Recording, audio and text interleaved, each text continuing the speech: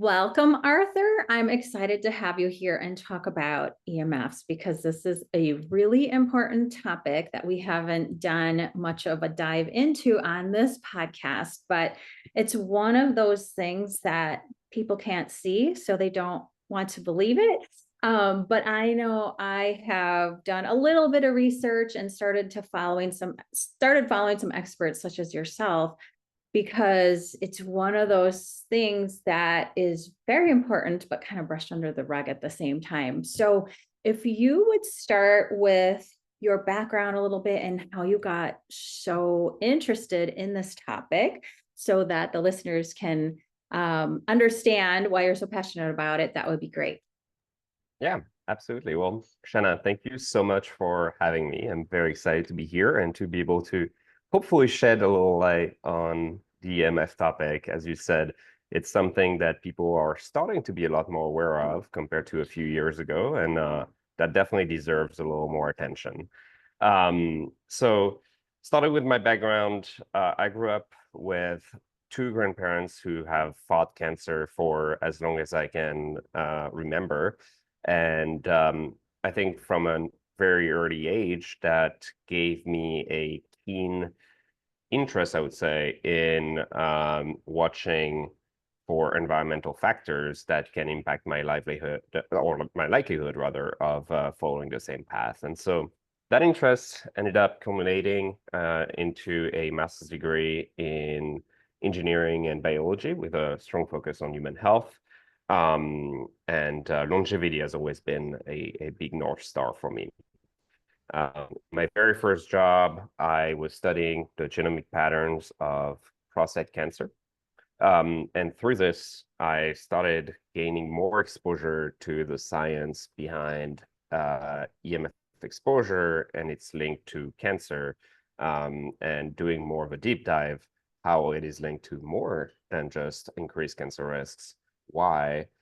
Which is something that has been murky for a long time, but we're starting to see more clearly. And also the fact that as a society, we're going towards more exposure instead of less. And that as the science would start to get out, people would have a rightly need to protect themselves. So that's my story.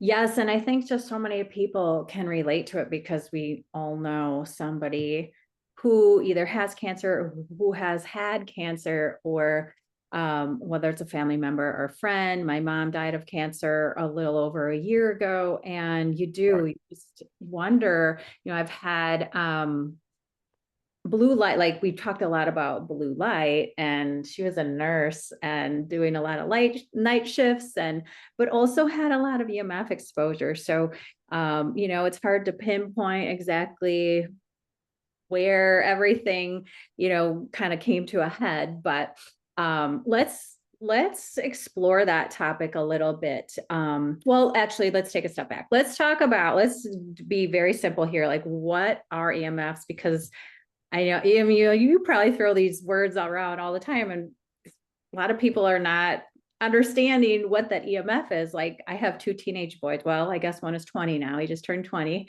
and one almost 17. And of course, they want to put their phones right in their pockets all the time. I'm like, if you want babies someday, those phones out of your pockets, please. So talk to us about what EMFs are and why we should be aware of them.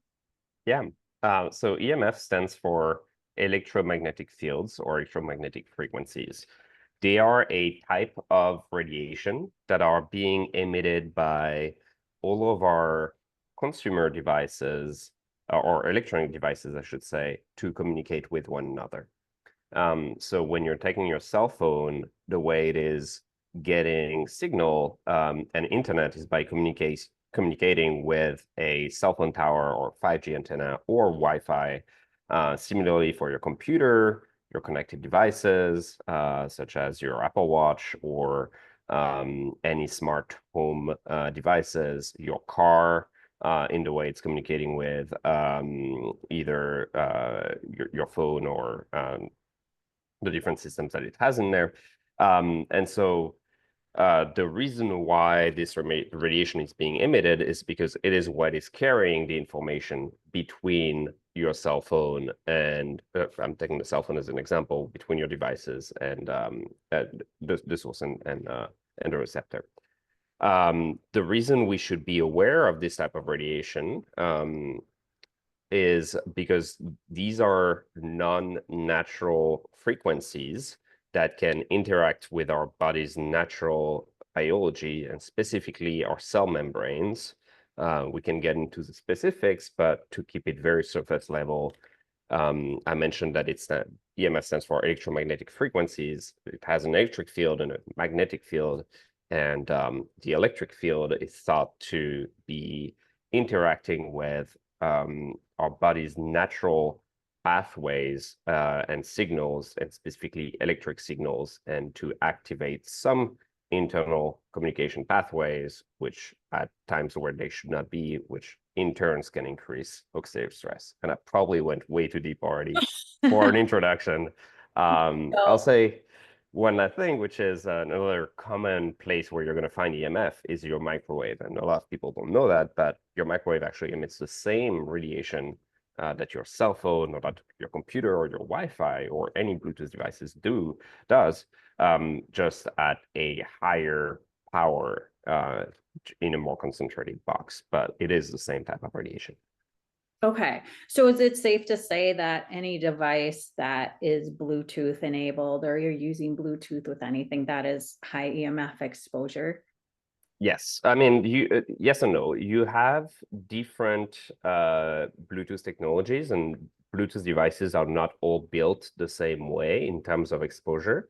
If you take a wearable, for instance, an Oura ring, they've spent a lot of time working on reducing the EMF exposure of the ring because they're a sleep-wear device that can be very close to your head. And so Oura, speaking to the CEO or former CEO, have spent an insane amount of time trying to reduce the number of times the Bluetooth is actually on and the power of this Bluetooth, and they have a very, very low exposure footprint.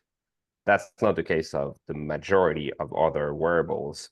And some of the wearables that people are using on a daily basis are actually emitting sometimes more radiation than the cell phone does. Mm-hmm. Yeah. So I went through a period, well, a very long time, struggle with adrenal fatigue and adrenal exhaustion. And when I learned about EMFs and what they were doing, like I used to wear an Apple Watch, and this is just a regular old watch with no tracking devices whatsoever in them. I stopped wearing my Apple Watch, and I do have an Oura ring, but I put it on airplane mode. Most of the day, I'll just kind of check in here and there, and I definitely have it on airplane mode when I'm sleeping.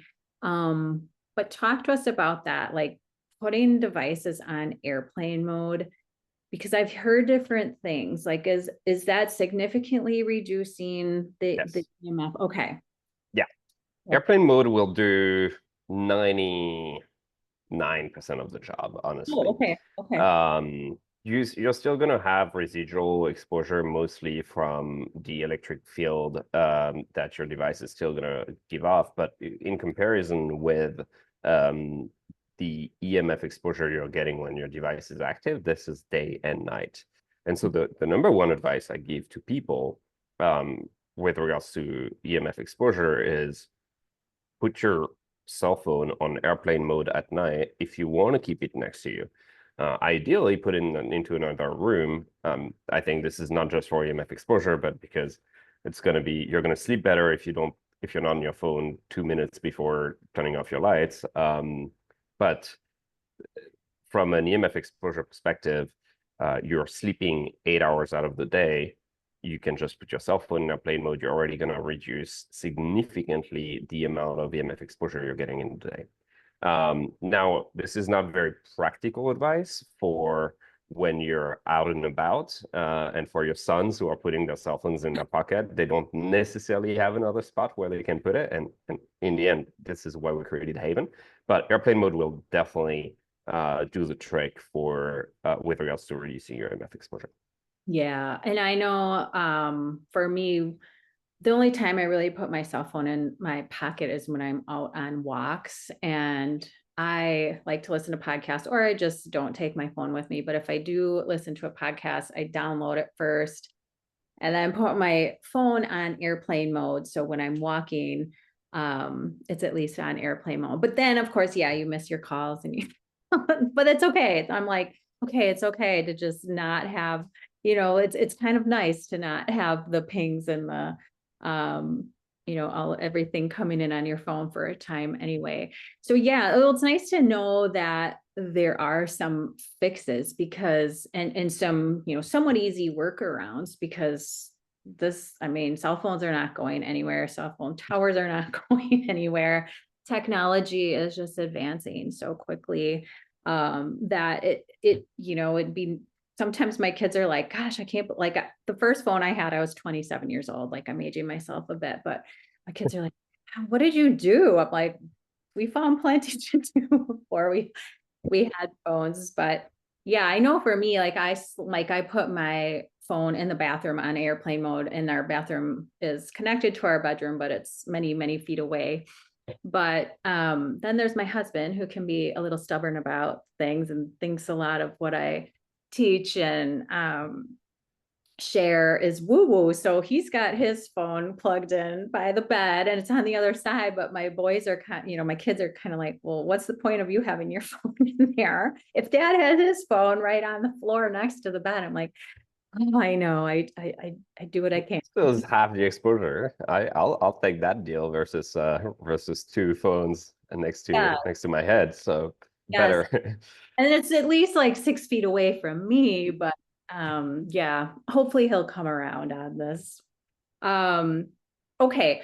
So going back to how EMF exposure is interfering with our health, is it more at the mitochondrial level, or is it different for, different cells and different organs, or is it basically just that mitochondria that it's affecting? Yeah. So I'll I'll answer your question by taking a step back and by saying, as I mentioned at the beginning of my career, when I started getting interested into the science around EMF, there was very clear data around cancer and around fertility issues. And a lot of the science had been done on what are the impacts of EMF exposure and what is it linked with, but without any real explanation as to what the pathway is. Today, we have a lot more science that has been done on the subject, and one of the most widely accepted theories is that the electric field of electromagnetic frequencies can activate voltage-gated calcium channels, which are channels in our cell membranes that are activating a influx of calcium ions, which are one of the key messengers of our bodies, into cells, which then in turn do activate a series of reactions in the mitochondria. And one of the substract of those reactions are free radicals. And I don't know if you've talked about free radicals on the podcast before, but when you have an increased amount of free radicals and that exceeds the amount of free radicals that your antioxidants can naturally take care of, then you can enter a state of oxidative stress, which is a damaging state for the cells, for the organs, which can in turn lead to increased risks of chronic conditions, including cancer, neurological disorders, cardiovascular problems, and fertility issues. And so this is today the most widely accepted theory. There is still evolving science on the subject, but it is thought indeed to be mostly stemming from mitochondrial activity, or at least interfering with our mitochondrial activity. And where it is most potent are the cells where there is a bigger amount of voltage-gated calcium channels, which tends to be your brain, your heart, your gut, and your genitals. Those are pretty important organs. They're pretty important indeed. They're pretty important. We don't want those negatively affected. But that all makes sense. So I'm thinking about like the oxidative of stress and the oxidative damage. And I don't know if I'm thinking about this correctly or not, but I know that like grounding, putting feet on the ground can help your body absorb more negative ions, and those can then go and bind to positive electrons that can cause more damage in the body. Does grounding, I don't know if I'm drawing a good link here, does grounding kind of negate the effects of EMF, or is it just more so like we should just try to reduce our exposure, if that makes Yeah, sense? I think the science around grounding is very, very emerging today. And I don't think we have enough information today to say that it can negate environmental exposures that we have. There is certainly interesting data that suggests that it has a positive effect generally, but it still is very, very early. And I'll also say that I'm not a grounding expert by any means. But again, like very, very, very early, and I don't know if we can really draw a link between EMF exposure and grounding at this stage.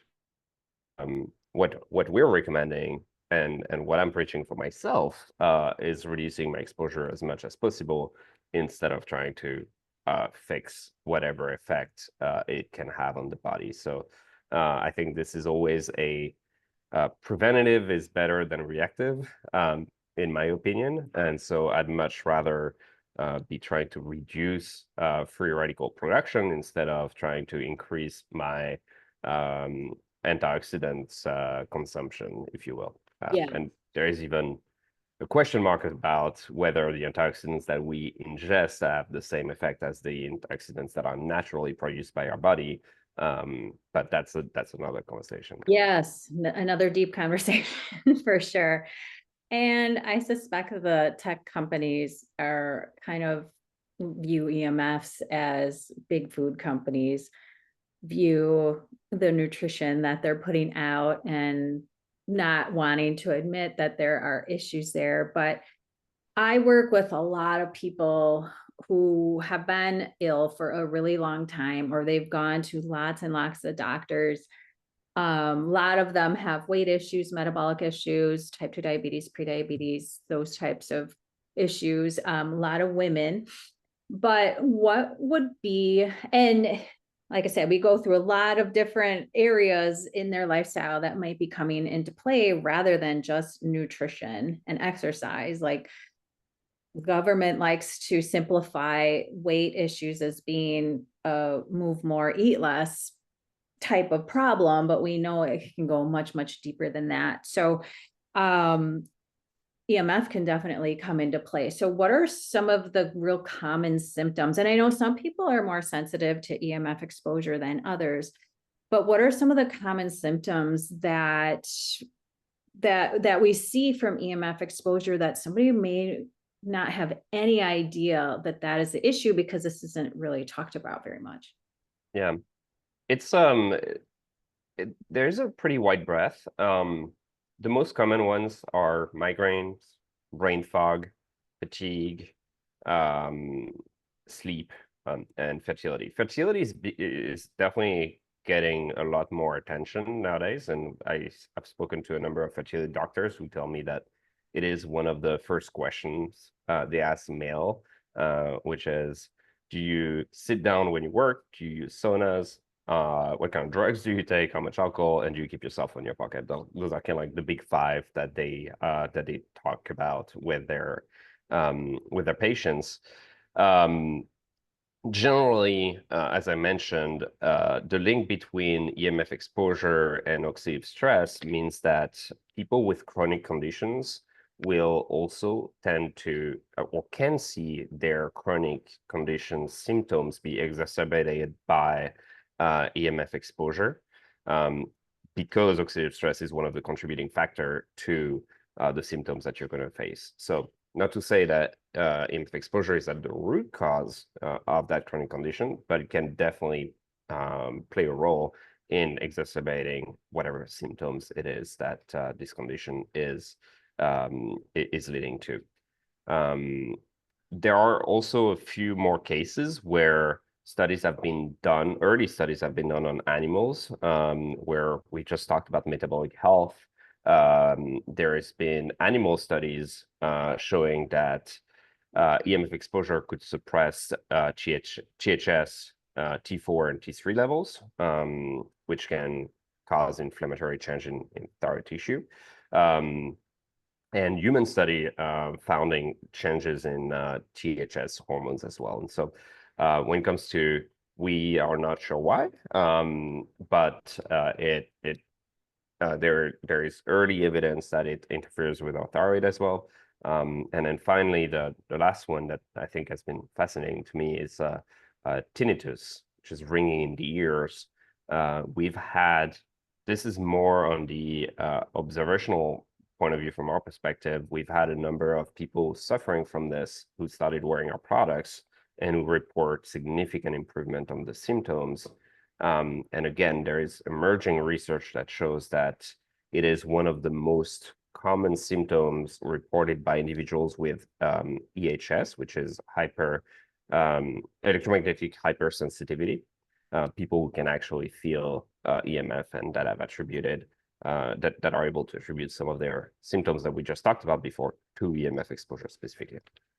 Yeah. Do you have any thoughts on why some people are more sensitive to others? Is it kind of like a bucket thing where their buckets are so full that this is just one more thing that's causing toxicity? Or is it just more the person that happens to be more sensitive to it? I know my nephew suffers from tinnitus and he's only 24, 25, but I think he gets a pretty significant amount of EMF exposure as well. So, are there certain people or certain cohorts that seem to be more sensitive, or is it just kind of more of a random thing?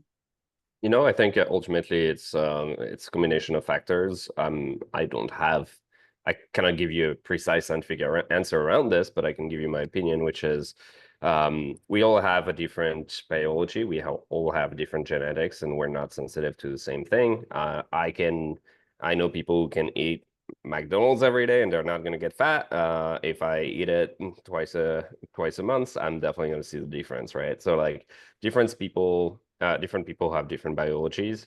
And then the choice, what happens in the rest of your life can increase your likelihood of oxidative stress in certain parts of your body as well. If you have gut problems, you might have more inclination to be feeling the symptoms of EMF with regards to your gut, whereas someone who's got a perfectly healthy gut might not have as much of an impact, or at least not from a symptomatic perspective. So I don't have a clear answer. I think everyone's different, and our different exposures to different things and different biology sensitivity can be an explanation here. But one thing that is, I think, very interesting to me, we've done some early studies on electroencephalograms, on heart rate variability, on resting heart rate, and we're finding that for the vast majority of individuals, there is a adverse biological reaction when exposed to EMF. We're seeing a difference in the brain waves. We're seeing a difference on heart rate variability. We're seeing a difference in heart rate, meaning that even if you're not feeling symptoms from EMF exposure, your body is reacting to this exposure. And from a longevity perspective, this is just one additional environmental stressor that can compound into our likelihood of staying healthier or developing a chronic condition ultimately. So there is no saying about how big this impact is, especially given the fact that the study is always lagging the exposure that we have. One of the most well-funded study was done by the National Toxicology Program, for over 10 years. They spent $30 million on this study. They started it in 2010. They concluded it, or a little earlier, they concluded it in 2019. Well, that was done on EMF exposure that is far from representative as to what we have today, because it was just it was frequencies from cell phones from 2008 or 2009, and not representative of all the connected devices, the new frequencies, 5G, etc. So I've been battling a lot, just to say that I think no one knows at this stage, but the precautionary principle should definitely apply when it comes to something where we have sufficient evidence that it has an adverse biological effect, or at the very least, people should be aware that their body is reacting to this exposure. Yeah. So talk to me about when we went from 4G to 5G, like what was the significance? Like our cell phones got faster and that was kind of nice and fun, but what is it? Is it just that the brain or the EMF, the waves are just going so much faster? Is there more of them? Or what happened when we went from 4G to 5G? And what are the ramifications on our bodies from that? And is there like going to be a 6G? Do we just keep going with this, or what's in store for us? There will most definitely be a 6G. The difference between 5G and 4G is you have higher frequency radiation so if you will, it's more powerful radiation that cannot travel as far as 4G. And so 5G is designed to provide faster data speed and lower latency. And in order to be effective, because it doesn't travel as far, it requires a much denser network of small set sites due to its shorter range. And so we're looking at 5 to 10 times more 5G antennas compared to 4G and earlier technologies, while also keeping the 4G towers that we had previously. And so we've effectively increased dramatically our exposure with the advent of 5G, which is necessary for a lot of the newer technologies to actually function. And just to be clear, as well as we're doing this, I know I've been talking very negatively about EMF from the onset of this podcast, but I'm personally pro-technology. I think as a society, we've benefited tremendously from the technology advance that we've experienced in recent years. And I personally love my Google Maps, and I would love and I'm not going anywhere without my cell phone. So if we're looking at self-driving cars, for instance, they do require this faster and more powerful level of EMF emission in order to function. So we're inevitably going to be going towards a world of stronger, more powerful, and more potent exposure for sure. Okay. Arthur, I'm going to admit something on the podcast I have never admitted to my listeners before. And I am going to throw those quantum biology and circadian people for a loop. But I drive a Tesla. I've had it since March of 2023. We bought it before I really knew anything at all about EMFs. And I don't really drive it long distances, but I love driving it. And of course, if I say to my husband, "Oh, we should get rid of our Tesla," and we have the Tesla charger in our garage, and the electric cars are really great for a lot of things, and we don't have to buy gas. And but if I said to my husband, "I think we should get rid of the Tesla because of the EMF," he would just he would give me a glazed look. So I've heard different things about this too, but how much more EMF exposure? I mean, obviously you're sitting on a big battery.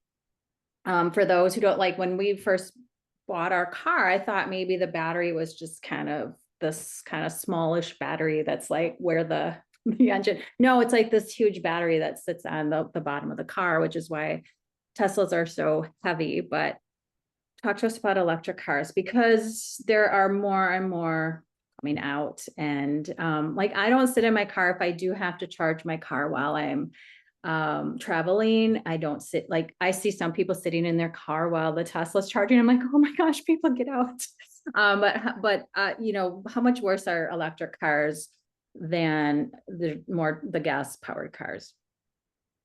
Yeah, this is a really good question. It's generally higher than in most other vehicles that are not non-electric. So Tesla versus other EVs or hybrids are, I'm going to put them generally in the same basket. You're going to have in based on at least like the typical EMF levels that you're going to see in a car, about 6 to 10 times more EMF exposure in a EV compared to a gas-powered car, mostly because of the battery pack. And also when you're looking at a Tesla, for instance, there's a very big level of connectivity, especially with self-driving, etc. Compared to other cars. You know, Tesla can push updates to the car directly because it is always connected to satellites and to the internet, probably via Starlink, I believe, but I'm not entirely sure. But yeah, so the easy answer is the rough math is 5 to 10 times more EMF exposure compared to gas-powered car. Okay. I had heard, like, I have heard other people talk about it on podcasts, and it wasn't as bad as one might think. So I'll just have to wrap myself in your HAVN blanket when I'm in my car. Okay, what else? Okay, so let's go to, we've talked a lot about what EMFs are, how they're affecting our health. Let's talk about kids, because a lot of people listening have children, and children are more sensitive to EMFs from what I understand. Is it because they're growing and developing, or is there something else that we should be aware of with children? And like I said, I didn't have a phone until I was 27 years old, but like, it's just the age we live in. Like, we're not getting rid of cell phones and technology anytime soon. And I know my boys, like, they're in their summer jobs right now, but their summer jobs are outside and they're taking their AirPods every day. And I'm like, oh, you guys, can you just take wired? But they just look at me and say, no, we're not getting rid of our AirPods. So talk to us about kids and why they're more sensitive. Yeah. So there are multitude of factors that come into play here. The first one is children's brains and nervous systems are still developing, and that means rapid cell division, neural node growth, neural pathways getting created, and as we mentioned before, EMF can interfere with that electrical signaling. A lot of the cellular processes that can potentially disrupt the development of a growing brain. And not just with the brain, you've got you're growing as a kid, which means more DNA replication, which increases the potential for EMF-induced damage to DNA or cellular function. On top of this, their immune system is still, and cellular repair mechanisms are still being developed, and so their bodies might not be able to counter the potential effects of EMF exposure, such as oxidative stress or inflammation, as well as a more developed body. And then the last part, all of this, I should say, is hard to quantify specifically for kids versus adults, but at least from a rational scientific perspective is the reason why children are being looked at in a with much more scrutiny when it comes to EMF exposure.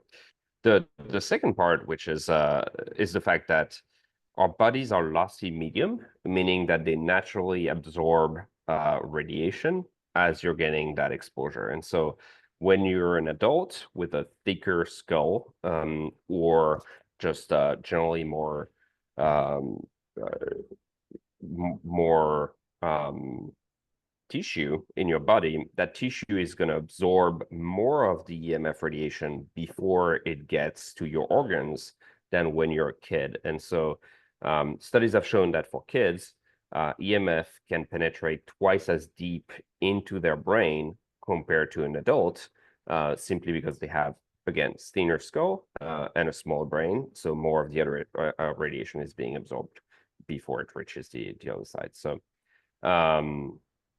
the American Academy of Pediatrics have actually called for much stricter EMF limits for children as precautionary measures, and a number of countries have put in place specific sets of rules and laws around limiting Wi-Fi in schools, access to or advertising cell phones to children.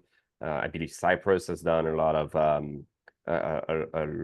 of awareness campaigns. France prohibits Wi-Fi in school if it's not being used actively for school activities. And I think things are changing in the US as well. I hope so. I know we tend to lag behind a lot of other countries that enforce a lot of, same with our food system. Here we see all these toxic ingredients that are still allowed in the United States that aren't in other countries. But I know you think about what kids are doing at school, and they're mostly sitting, I know at least, my kids are older, but they're sitting on screens or Chromebooks. They're in Wi-Fi all day. They're in a lot of times interior classrooms. There's no light, there's no windows open. They're very rarely, those younger children are going outside at least sporadically, but older kids aren't going outside all day. And there's just a lot that comes into this, and it hasn't been long enough to really see the ramifications that I think we'll be seeing in a decade or two. So it takes about 30 to 40 years between exposure to a carcinogenic agent to actually the vast majority of that exposure's result, and the cancer rate increasing. So we're still, as I mentioned, we're still in the process of increasing our exposure dramatically with something that the World Health Organization has categorized as a class 2B human carcinogen, and which is the same classification as car exhaust fumes, for instance. And I don't know about you, but if I had a car running in this room here, I would not be staying in the room. Right. Or not very long at least. And so when it comes to kids, again, the other part is that they have a much, they're going to have a longer lifetime exposure than you getting a cell phone at 27 years old when they're growing up with that exposure. And so that means more decades of cumulative exposure, which is ultimately increasing their lifetime risk of potential health effects. Yeah, absolutely. And I had a slide out for 5 years, so I didn't even really, I wasn't even connected to the internet until I was 32. But let's talk about one of the most important parts of this interview and what we can do about it, because like we said, it's not going anywhere. We're just going to keep it. Technology is going to keep advancing. Here we are, like these things are, you're not able to see them, so it's hard to believe it. But we talked a little bit at the beginning how we can put our cell phones on airplane mode. We can put them, far away from our where we sleep at least. But give us the lowdown of what else we can do to reduce exposure. Yeah. So here are the few major changes that I would recommend. Or I'm saying major. These are actually super simple steps that everyone can take that cost virtually no money, and that will already do a lot with regards to your exposure. Number one, put your cell phone like on airplane mode when you're sleeping if you're keeping it next to your head. Number two, when you're getting home or at the office, take your cell phone out of your pocket and put it on a table somewhere further away from you. And the farther, the better. Number three, use wired headsets instead of Bluetooth devices.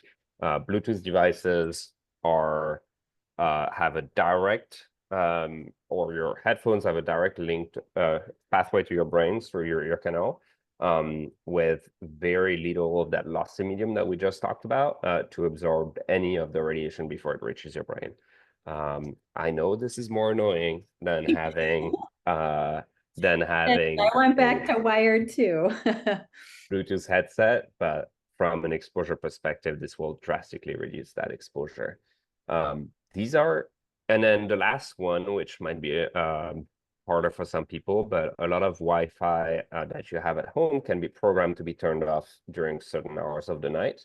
And so if you know that everyone in the house is sleeping from, let's say, midnight to 5 a.m., no one needs Wi-Fi during that time. And so you can program your Wi-Fi router to shut off the Wi-Fi mission. And if you don't have that functionality, you can buy a programming plug that will automatically turn off your Wi-Fi during certain hours.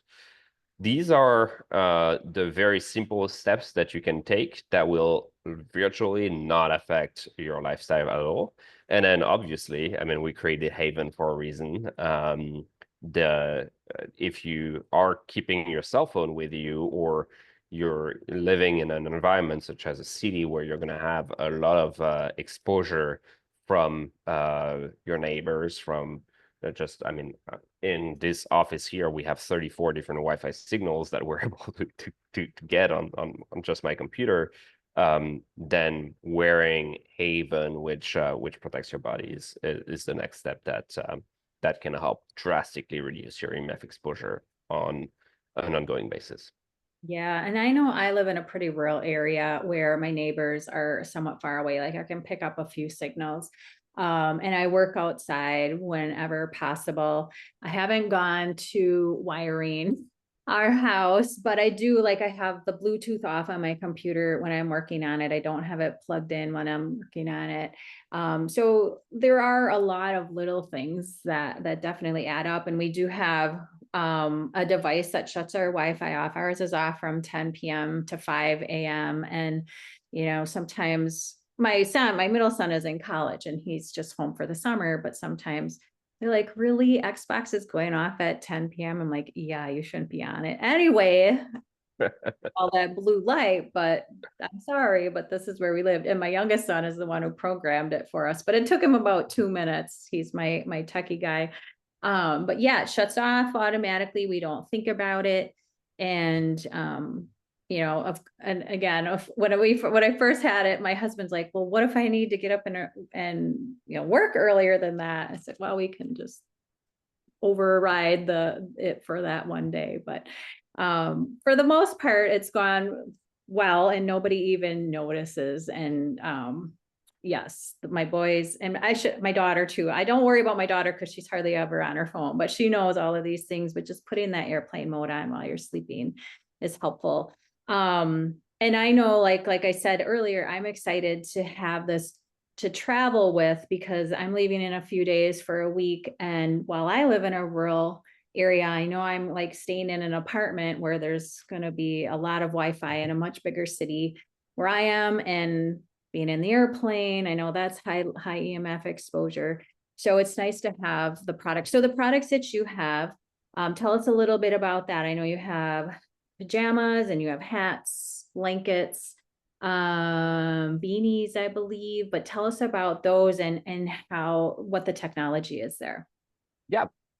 So going back to my story, when I started that deep dive into the science behind EMF and realized the impact it could have on human health and longevity on a long time, and especially the fact that our exposure was growing, I set out to create a solution. And as mentioned, our devices are the reason they're emitting EMF is to communicate with one another. And so there is no way of reducing EMF exposure from the devices without interfering with their function. And there is no filtration of those EMF or some companies claim to harmonize them or what have you. There is no science behind this. The only real thing you can do in order to reduce your exposure is either be in an environment where there is less devices emitting EMF. So rural areas are obviously going to be better than cities, or is to shield the body directly from being exposed to EMF exposure. So because for most people moving to an area with less exposure is not an option, we created the second option as a solution. And in order to do that, we created WaveStopper, which is a proprietary fabric technology that blocks 99.7% of EMF from 450 megahertz to 40 gigahertz. So that covers the entire spectrum of electronic devices today. And then we turn that fabric into comfortable everyday basics. We started with underwear, actually, for people who keep their cell phones in their pocket. And then we moved into hats, beanies, T-shirts, hoodies, pajamas. I mentioned that we're sleeping for 8 hours out of the night. You can turn off your cell phone. You can turn off your Wi-Fi. But if you live in a denser area or where you might have cell phone towers, some people have literally 5G tower next to their bedroom.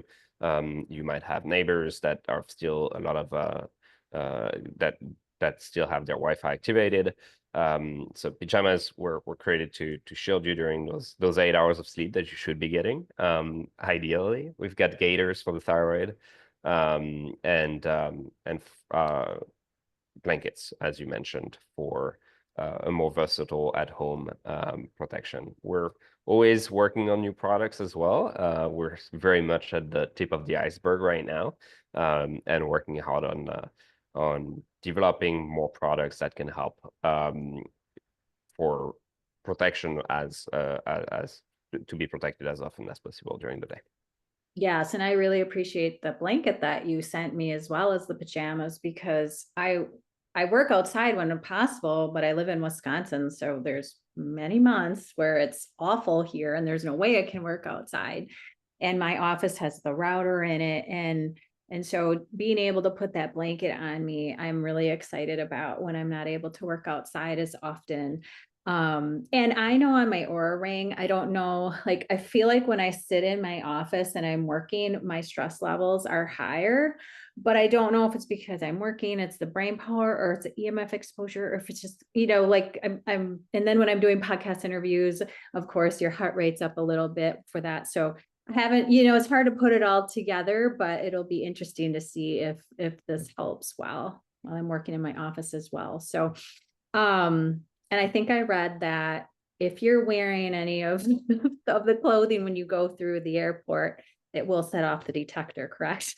Yes, it will. Well, actually, so when you're going to the airport, that machine that goes all around you is actually using EMF that go through your body in order to detect any metals. Our fabric is made mostly using silver fibers. We've created a proprietary blend of silver fibers, which are natural silver fibers. There is no nanoparticles in there, in order to create our fabric. And so it will block off those signals, and you'll light up like a Christmas tree if you go through this. Little tip for the airport, if you do not want to go through this, is you can actually opt out. You don't have to go through this EMF machine. If you opt out, they'll have you go through just the metal detector, and then they'll give you a pat down. So depending on whether you're okay with taking an extra 2 minutes to get patted down, this can, I mean, if you're going to wear our stuff through the airport, you're going to get a pat down anyway, so you might as well do that straight away. Yeah. You're going to cut the line as well. Yeah. Is it okay to have it in like your carry-on bag as it goes? Yeah. Okay. So Yeah, that's no problem. Do anything. Just you'll get a pat down if you're wearing it. Yeah, so typically I'm pre-checked. When you're pre-checked, you don't go through the EMF machine, you just go through the metal detector. And so I'll keep my hoodie, for instance, in my backpack as it goes through this. And And typically it depends on the sensitivity, but typically I do not activate the metal detector when I'm going through this, and then I can throw on the hoodie afterwards. That's what I'm planning on doing, is getting through and then putting my t-shirt on. But it's nice to have the t-shirt. It can be a base layer too, and you can just wear it under things in colder weather. So thank you for those products. And where can people find those? I know we have a special code, Optimal, in all caps, for 10% off, but where can people find these products? They can find us at havenwear.com, and Haven is written without an E because we are blocking EMF. So HAVNWEAR.com, havenwear.com. Havenwear.com. I was wondering why the E was missing. Now I know. Well, amazing. Is there anything else that we didn't cover that you really want the listeners to know? Well, I would say, as with everything, the science is still evolving, but so is our exposure. I think there is a lot of, it's hard to find the right amount of information on the topic. If you go to our website, havenwear.com, to the science page, you'll be able to dive a little deeper into the existing science with the right sources. We've created a great white paper that is 14 pages or so, which covers a lot of what we've discussed today and goes into more details. I think it's important to keep yourself informed and to not necessarily listen to what is the most convenient story, but and sometimes there are inconvenient truth. And so the other thing is I would not panic either. This is one of the many environmental exposures that we're subject to. But if we can do something about it, then we might as well do it and hopefully reduce our long-term risks. So yeah, stay curious and continue informing yourself. But the fact that your listeners are listening to you and educating themselves is, I think, a really good sign with regards to living longer, healthier, and happier lives. Yes, I would agree with all of that. So thank you for coming on today and teaching us all about EMFs. Thank you, Shana. Happy to be here.